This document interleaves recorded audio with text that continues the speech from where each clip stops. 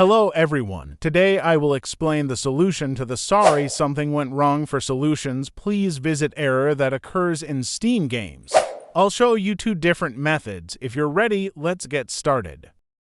The first thing to do is right-click on the Steam icon in the bottom right corner and close Steam. Now, right-click on the Steam icon on the desktop, select Run as Administrator, and reopen Steam. This was the first and easiest fix. If this didn't work, you can try method 2. Now close Steam again from the bottom right. Open the Program Files folder. Open Steam file. Delete the App Cache folder.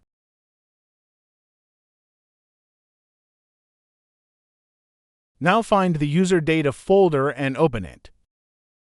Also open the file whose name consists of numbers. You should delete the folder named config.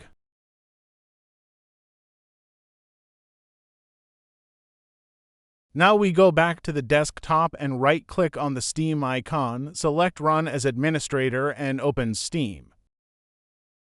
I hope you found the Steam sorry something went wrong for solutions please visit error fix guide video helpful. If so, please subscribe to the Error Slayer YouTube channel and like the video.